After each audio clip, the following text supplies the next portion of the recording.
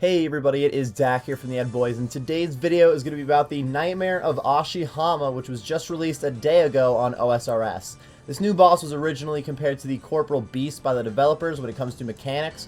It's mostly meant for teams of like 5 or so people, but up to 80 people can fight it at once, and yes, somebody has already soloed a kill.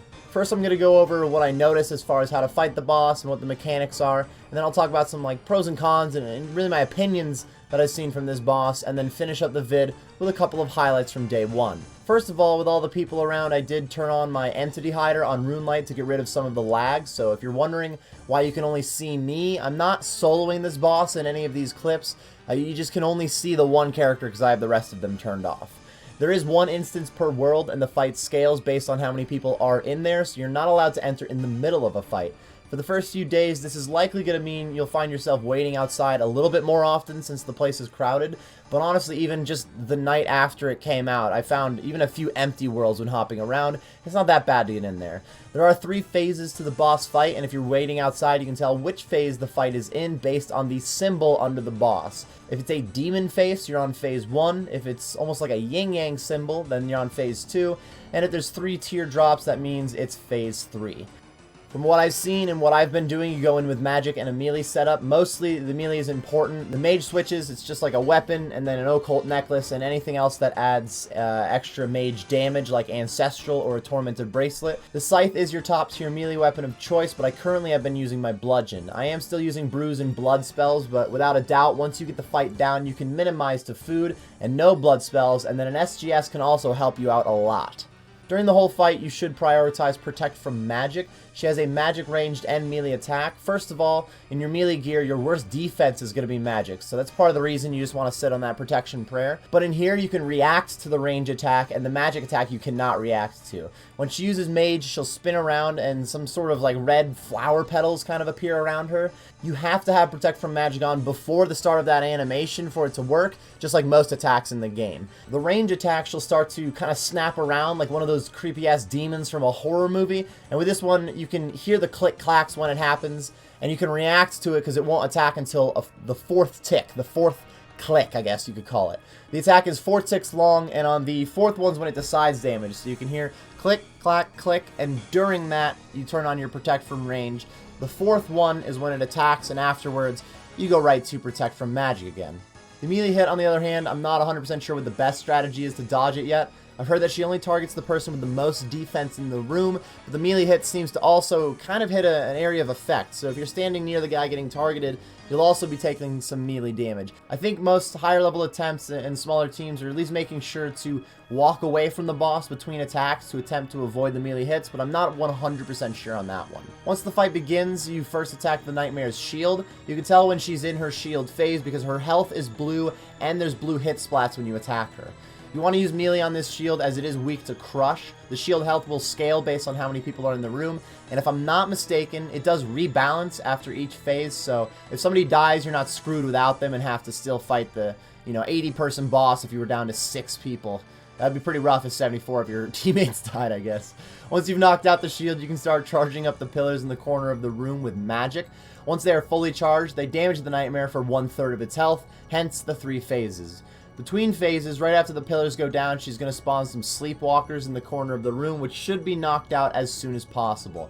These are often used to heal up with blood spells or an SGS. She'll also use a flower petal attack, which apparently can hit very hard, but tends to only do 5 damage if there's a ton of people in the room. I don't know quite how this attack works, but in masses, I've yet to be screwed by it personally. Once she uses that big flower petal attack, she'll throw her shield up, and then you just repeat the process 2 more times to kill the boss. There are a few special attacks in there too. A few of them are different for each phase. First of all, you've got the hands. Occasionally, she's going to spawn a bunch of black circles on the ground around the room that will grab at you in a couple of ticks for like a 50 if you're standing on top of them. You do have to react pretty quickly to these ones, and early on, they'll likely cause a lot of the damage that you take, but they're not insanely difficult to get past once you're used to them. Next, we have the husks. These can be spawned only in phase 1 if I'm not mistaken.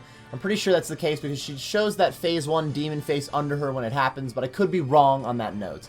These can freeze you in place and should be knocked out right away. You could potentially use a blood spell on them, but your bludgeon or scythe is going to knock them out quickly. Also in phase 1, she's going to sometimes teleport herself to the middle of the room and split the room into quadrants with only one of them being safe.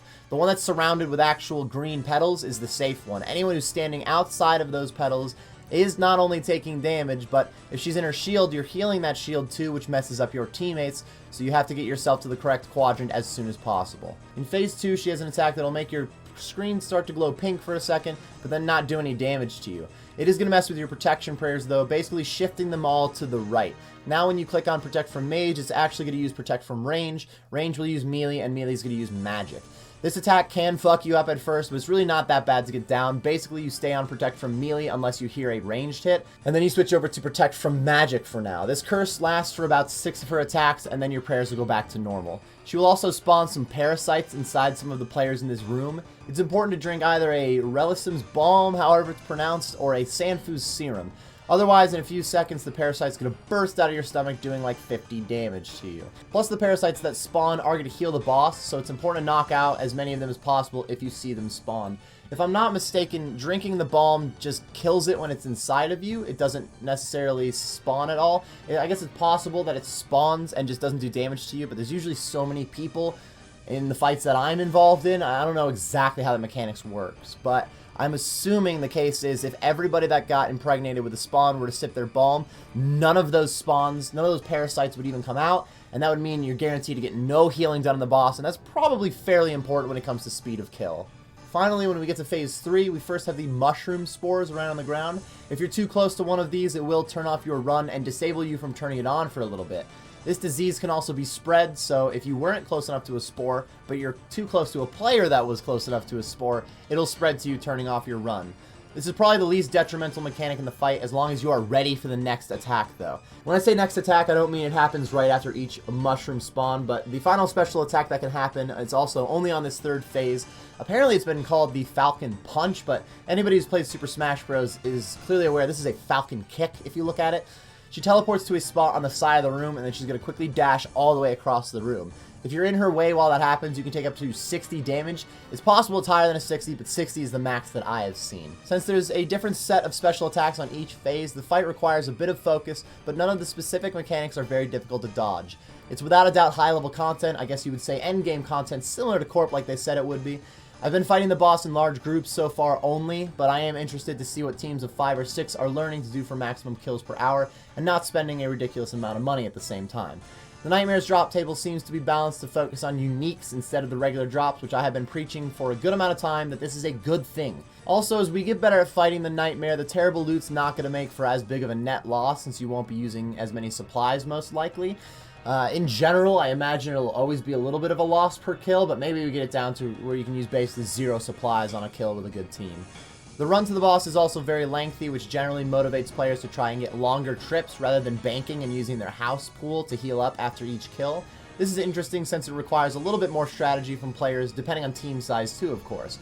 Overall, the boss isn't insanely complicated, so I can't imagine it's going to be that long before we have a solid meta, but there's enough unique things going on with the fight that I'm interested to see how it's going to progress a week or even a month down the road, or even, 6 months, a year from now. How easy is this boss going to be, and what are the changes we're going to see? In terms of my upcoming content on the Nightmare boss, everybody, that's going to depend on how comfortable I'm feeling with the fight after the first couple days.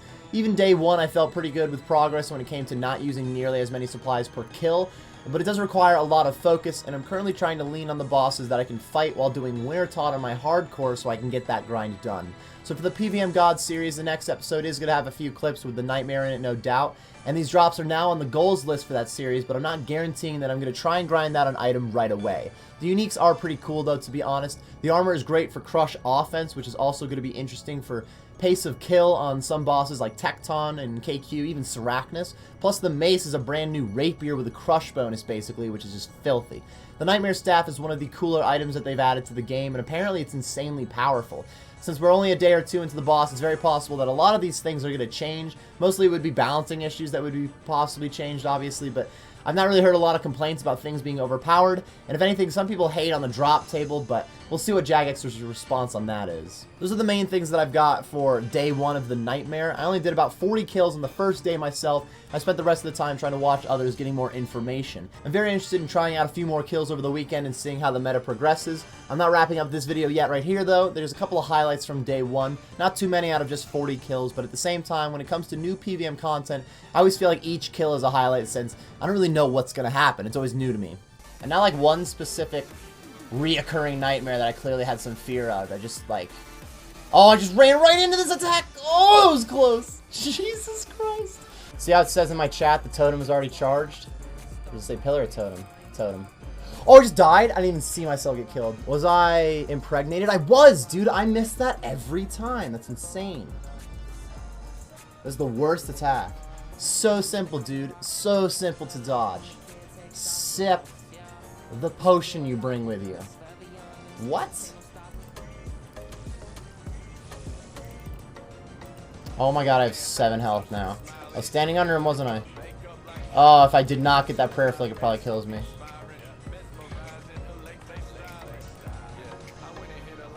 Woo!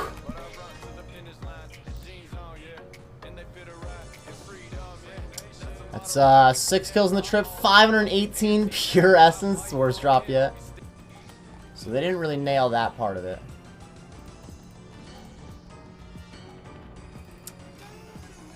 Someone just got the little nightmare. It looked like I got it for a second. My heart dropped for a sec. He's standing right there, apparently. This guy. Damn, dude. Someone just got the pet. Woo! That made my heart drop for a second. I was like, did I get it? Oh my god! But there's no, like, message that says you have a funny feeling you're being followed. Woo! Damn. I believe this is going to wrap up the video, everybody. If you enjoyed the vid, be sure to like and subscribe for more content. If you have any new info you've learned about the boss or just some day one insights you want to talk about, be sure to leave them in the comments section below so we can discuss. I appreciate all of the support lately, everyone. If you've been enjoying the content, be sure to follow me on Twitch for more. I'm also on Twitter, and I have a Discord, which the links are in the description. Thank you for watching, and best of luck with your nightmare grind.